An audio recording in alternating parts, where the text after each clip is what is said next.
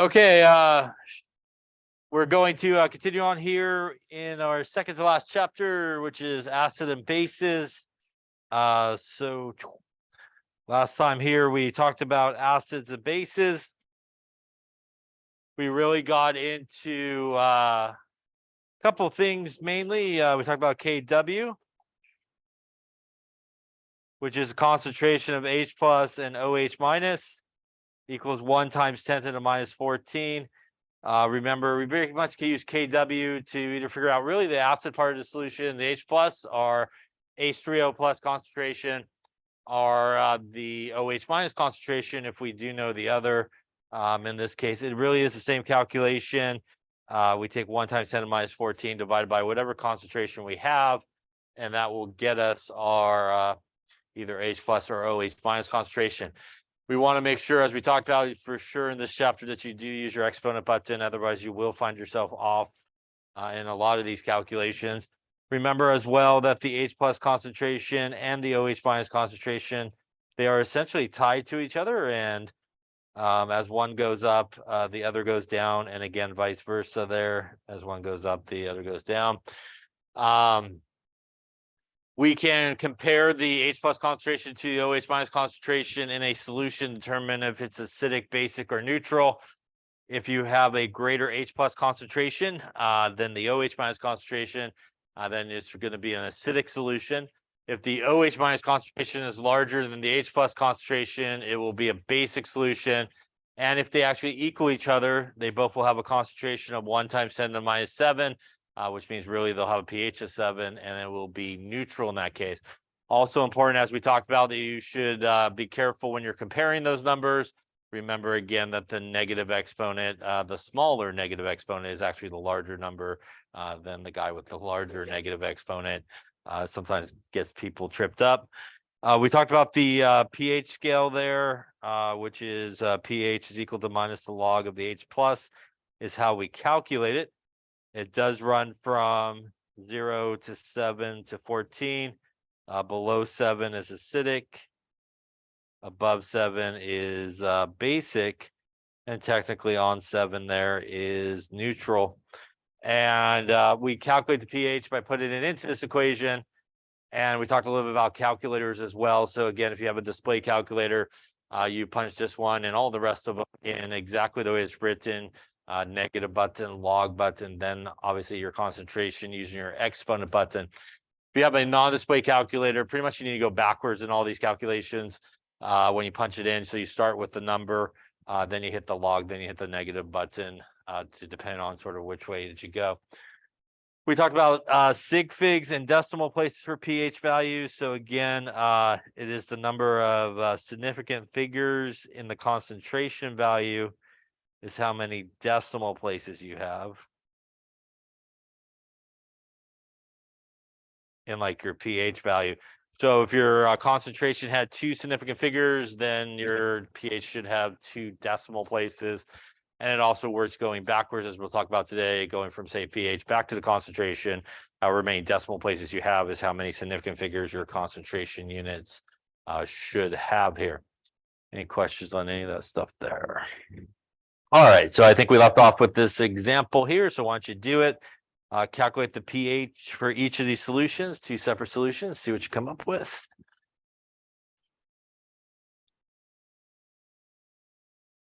Let's take a look. So here on number 1, we are given the H plus concentration, which means we're good to go right into the pH equation. Remember, it tells you pretty much what you need there. pH means you need the H plus concentration. So that's going to give us negative of the log there of 2.1 times 10 to the minus 5. And if we do that, making sure to use our exponent button, a 4.68 looks like a winner. Again, here our concentration had 2 significant figures, so we have 2 decimal places in terms of our pH. This obviously would be an acidic solution as it is less than 7. Any questions on that there? Looking at number 2 here, we are actually given the OH minus concentration, not the H plus concentration. That means that we really should use here perhaps KW to convert it into the H plus concentration, and that is that 1 times 10 to the minus 14 number. Gets caught off here, so minus 14 there. So to do that here, we would want the H plus, and that would be 1 times 10 to the minus 14 divided by 5.9 times 10 to the minus 8. That will get us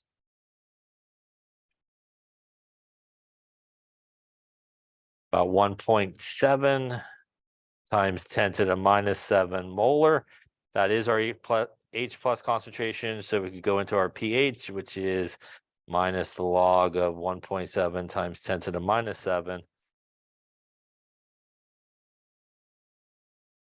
Going to give us a, looks like maybe a 6.77 pH here, which would be slightly acidic there, as it's just a little less than 7 in that particular case. Any questions on that one there?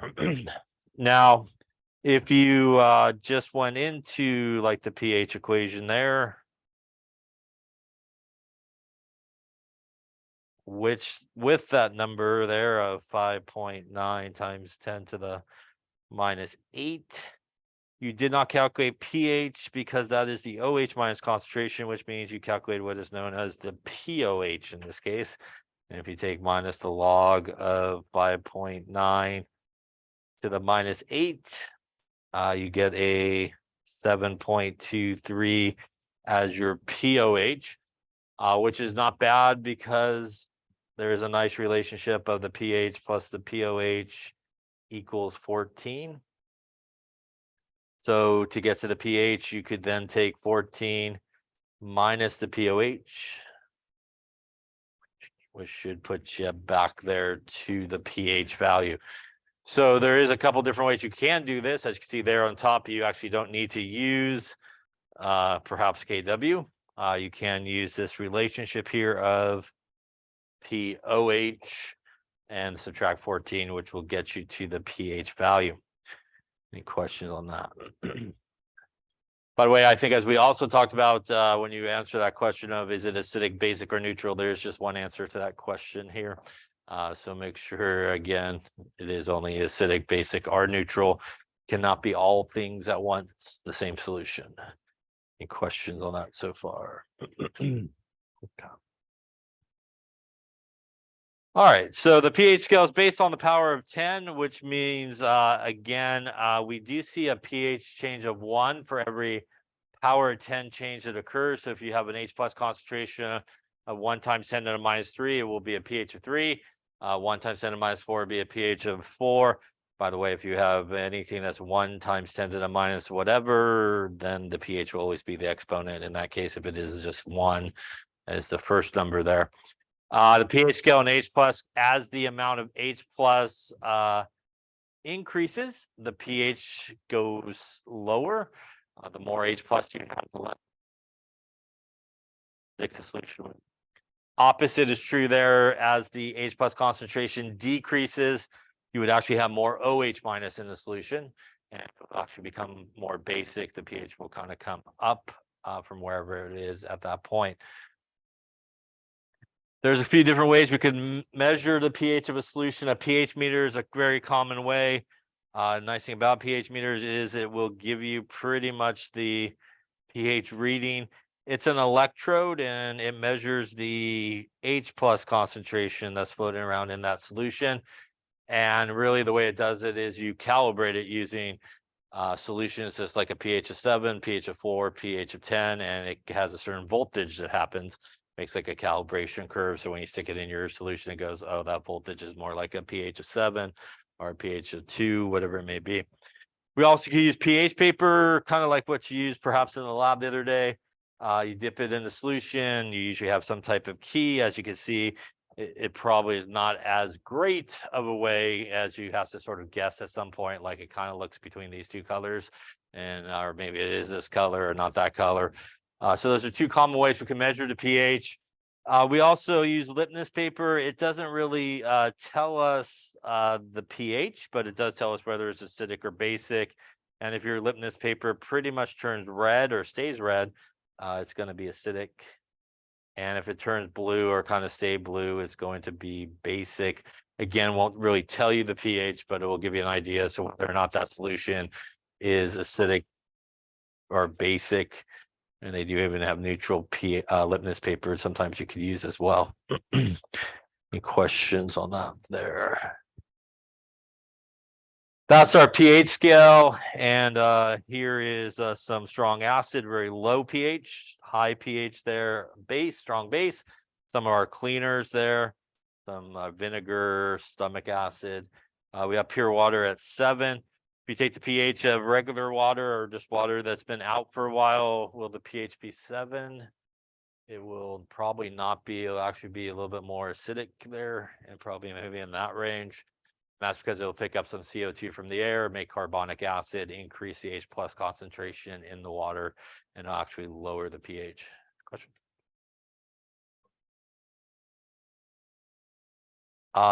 It's not too far off, but it just is, depending on some of the proteins probably that's in it and stuff like that. That probably cause it to change. So sometimes people are really surprised in terms of just water. They like throw a pH meter and go there, wow, it's like kind of acidic and stuff like that. But again, depending on how long it's been out, it sometimes will create that carbonic acid, which will create that extra H+ in that solution. We sort of just talked about this here, similar scales to pH, which is the POH scale. Again, POH here measures the OH- concentration. That again should not be confused, obviously, with the pH scale, which measures the H+ concentration. And again, the nice relationship between those two. We add our KW there to the list of stuff. Again, it does give you sort of a variety of ways you could kind of solve some of these problems. It is also really important, as I mentioned a second ago, that you don't sort of give the wrong answer. So the POH scale actually runs opposite of the pH scale, which means below 7 is basic, above 7 is acidic, and 7 is still neutral.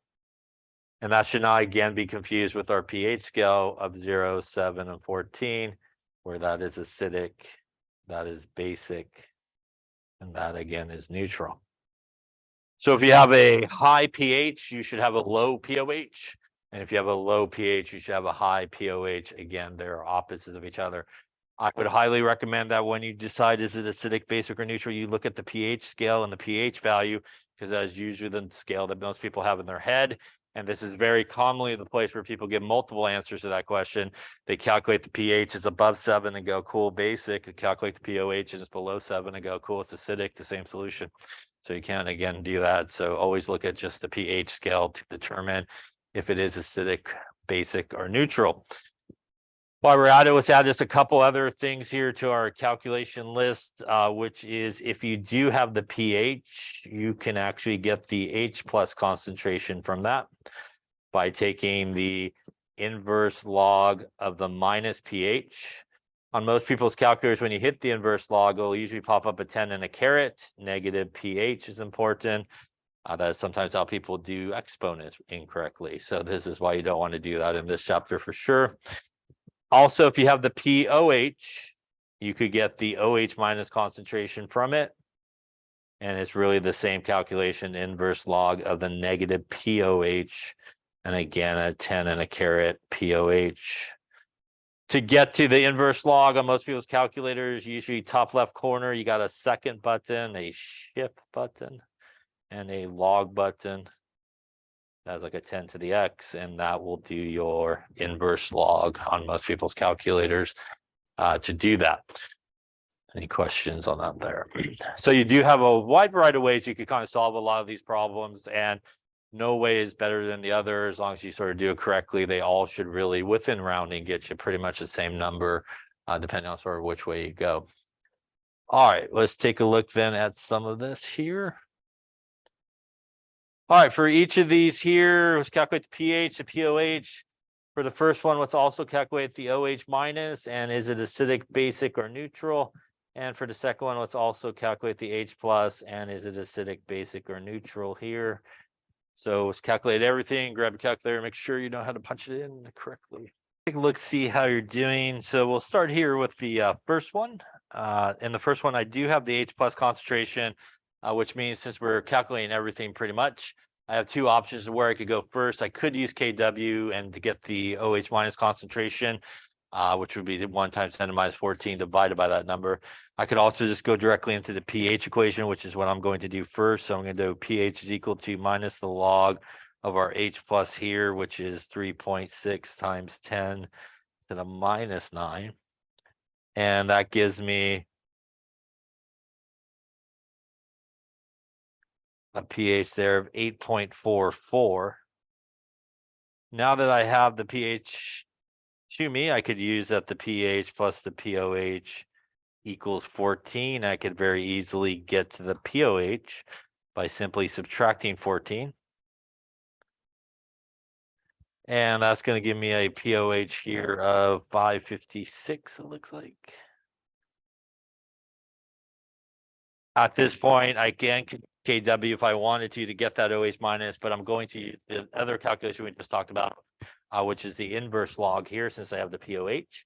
So the OH minus concentration will equal the inverse log of the minus pOH. And in this case, that will be like a 10 and a caret minus 5.56. And if we do that there, that's going to get us approximately 2.8 times 10 to the minus 6. It does need molarity as it is a concentration. And in terms of is it acidic, basic, or neutral, this one should be basic, as we should look at just the pH value, which is above 7. Any questions on any of that there?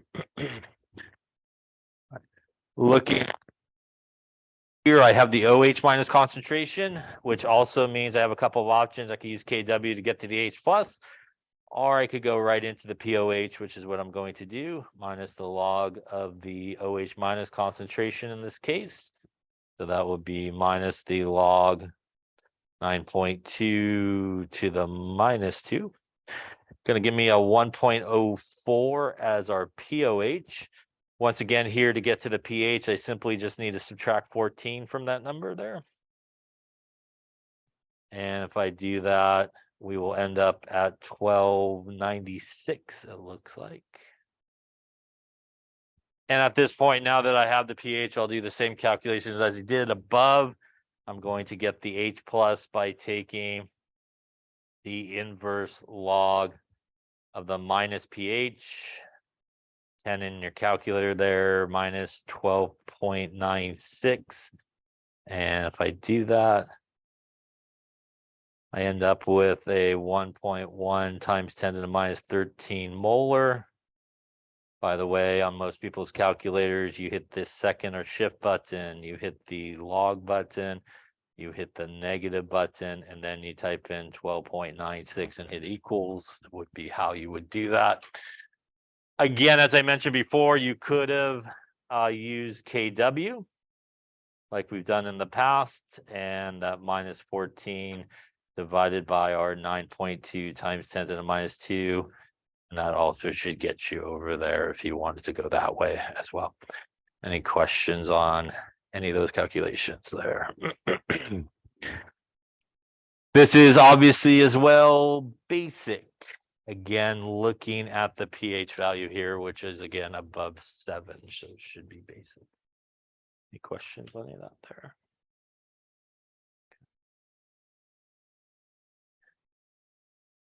All right, we'll skip that one. Let's do this one. So go ahead, calculate the pH. Calculate the H plus here of 3.14 pH. Okay, so on this one, obviously, the only thing we're given is the pH. So we do need to kind of use that formula there, inverse log minus pH.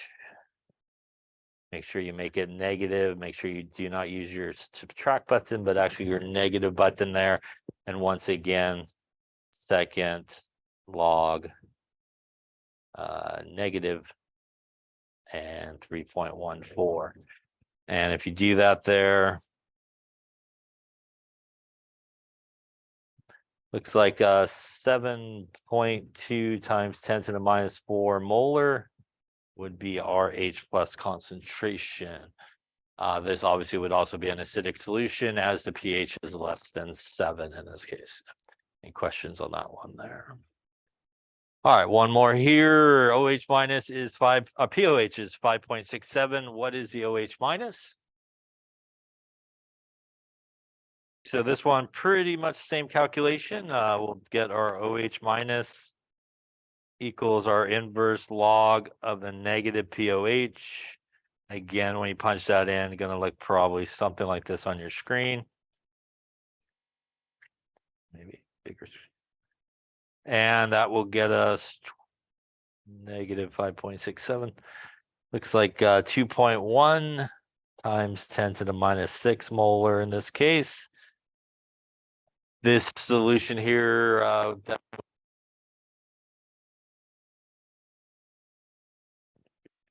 7 in this case.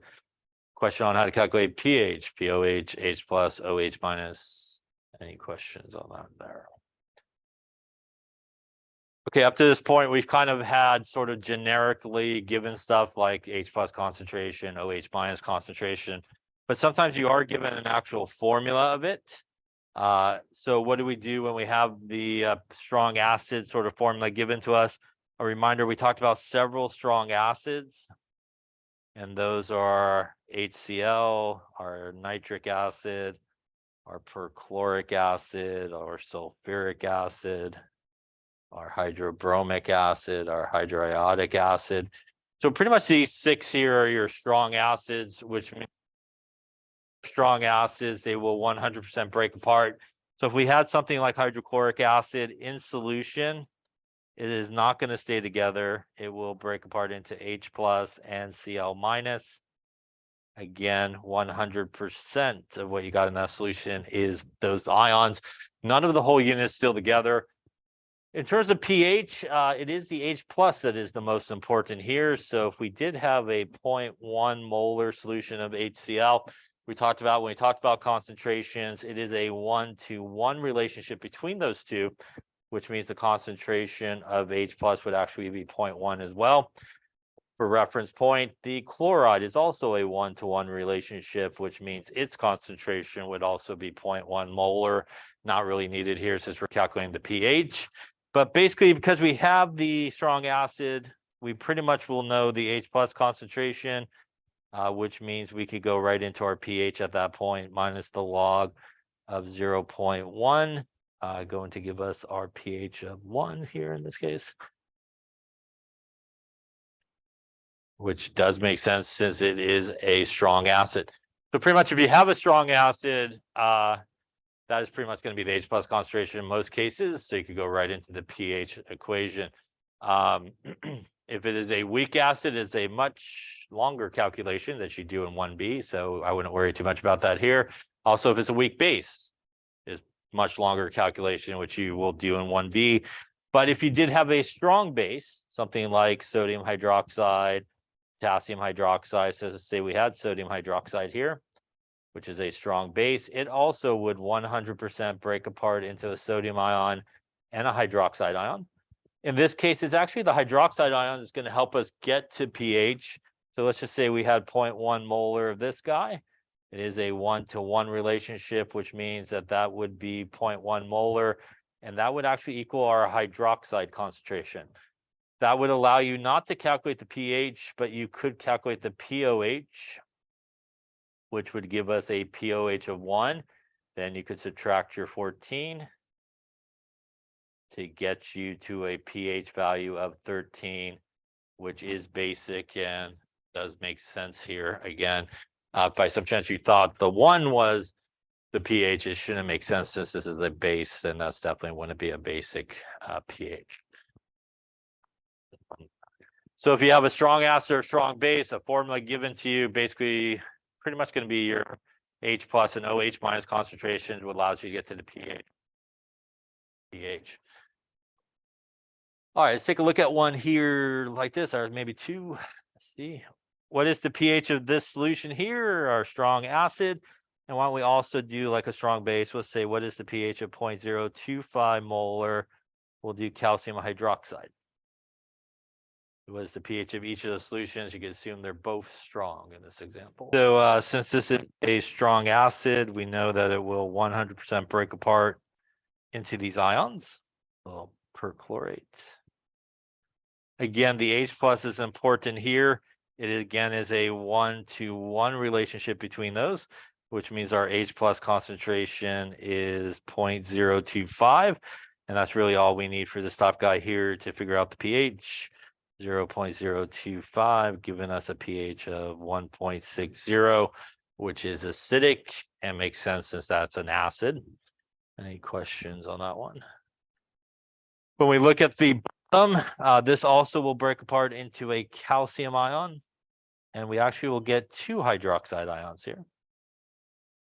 So in this case, it is the hydroxide that's going to allow us to get to the pH through the POH. It is, though, a 1-to-2 relationship here, which means the actual hydroxide concentration actually is 2 times 0.025, as we talked about when we talked about concentrations. 2 times 0.025 gives us a 0.05 molar. That is our OH minus concentration, which means our POH in this case would be minus the log of 0.05. Gives us a POH of 1.30. And now subtracting our 14 gets you a pH of 1270, which is definitely basic and does make sense in this case. So I'd say probably a greater chance that you would have to adjust the hydroxide concentration for a base than you would with an acid, but you do have to make sure that you do get the perfect concentration.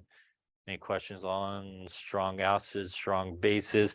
Again, if it's a weak acid or weak base, probably won't see it here. You'll see it in 1B. All right, last thing we're going to talk about here in this chapter then are buffers. And buffers are solutions that can resist changes in the pH even when you add more acid or base to it. And a misconception that people have about buffers is it's a neutral solution. A buffer can be a neutral solution. It could also be an acidic solution, basic solution. You can make a buffer at any pH you like. What it means is whatever pH it starts at, even when you add acid or base to it, it will pretty much maintain that pH. Will it change a little bit? It will change a little bit, up or down, depending on what you add, but you will not see a ginormous jump in pH go one way or the other if it is a good buffer. And the reason it's able to do that is basically what it's made of. It's made of a weak acid and the salt of its conjugate base, which is your Bronsted-Lowry definition, basically a 1H plus difference between those two things, are a weak base and the salt of its conjugate acid. They both have to be in the solution to begin with. And that is because weak acid and weak bases are weak electrolytes, which means they are able to keep the acid part of the buffer in the solution and the base part of the buffer in the solution at the same time, because that's really what a buffer has. A buffer has really an acid part and a base part. So if we take something like acetic acid, like you did the other day, probably, and a little sodium acetate, that is our weak acid and our conjugate base. The sodium is what makes it a salt of its conjugate base. The really active part of the buffer is the acetate part, is really the active part of the buffer. So when you do that and you put that into a beaker, the acetic acid will break apart a little bit, but still kind of mainly stay together. So it sets up this equilibrium where you basically have both parts in the solution. You have the base part of the buffer, and you have an acid part of the buffer. And you cannot get that with like a strong acid combination or a strong base. So if you had a HCl, which is a strong acid, and you had sodium chloride, and you put that into a beaker, This is going to break apart, which means you'll have H plus, Cl minus, Na plus, and Cl minus. You will not have any of the acid part. You will have some base part, but you won't have any acid part in that buffer to make it work correctly. So let's talk about how it really works, and we'll look at really a non-buffer situation, which is water. And if we do add HCl to water, as we've talked about many times, it will 100% break apart into H plus and Cl minus, which means when you do that, you basically just produced a bunch of H pluses in that solution all at once. And because the concentration of H plus goes up, we will see a big jump in the pH going down. So we will see a really, really big jump in the pH coming down. And if we add sodium hydroxide to a buffer, or sorry, to a water, which is not a buffer, it will also break apart into the sodium ion and the hydroxide ion. And basically when you do that, you basically added a bunch of sodium ions and a bunch of hydroxide ions into that solution. So you basically increase the hydroxide ion, which means the H plus concentration goes down, and we see a really big drop in the pH because of that. So the introduction of free H plus by the acid to a non-buffer solution will make the pH go really big, jump, maybe goes from 7 to 2. Adding the sodium hydroxide will make the OH minus go really high, will make the buffer jump from like a pH of 7 to a pH of like 12. To finish up on, be patient here, we will talk about what happens when we add this to the buffer, which is our acetic acid and our sodium acetate. And again, this is the acid part of the buffer and the base part of the buffer. So if we add our HCl to it, it will react with actually the base part of the buffer. And it will do a double displacement reaction. And it will make a little acetic acid. And it will make some sodium chloride. So it actually makes two things here. This is a neutral salt, which will not mess up the pH. It also makes some acetic acid, which was part of the buffer to begin with. And that was what happens with a buffer. As you add, you use part of the buffer up, but you actually make the other part of the buffer. It's actually what we do not see here that's important. We do not see any free H plus formed like we did when we added it to water. We had a bunch of H plus formed when we added it to water. No free H plus. What that means is the concentration of H plus stays relatively constant, and thus the pH stays relatively constant as well. Again, if you were watching it, you would see the pH go down a little bit. Maybe it starts at 7, goes down like 6.9, but it will not go from like 7 down to 2 because you didn't introduce a bunch of H plus into there. If you added the sodium hydroxide to the same buffer, it would react with the acid part, and you would have an acid-base reaction, which would make water and sodium acetate. And in this case, what we see is, again, we make part of the buffer, which means it won't affect the pH. We also made water, which won't affect the pH. But unlike what we saw with water and we added the sodium hydroxide, no free OH minus was formed. And that means that the concentration of OH minus stays relatively constant. And because H plus is tied to that, the H plus concentration stays relatively constant. And thus the pH also stays relatively constant because of it. Again, if you were following the pH, you would see a slight increase in the pH. Maybe it goes from 7 to 7.1 or something like that, but it won't go from 7 to 14. So a buffer, because it has a acid part and a base part, is able to prevent the formation of free H plus when you add acid to it, which keeps the pH staying about where it started.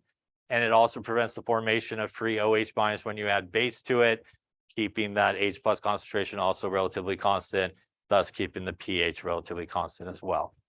Any questions on that there? Yeah. Yeah. It is, so that's sodium ions run around, but they will have no effect on the pH. Other questions?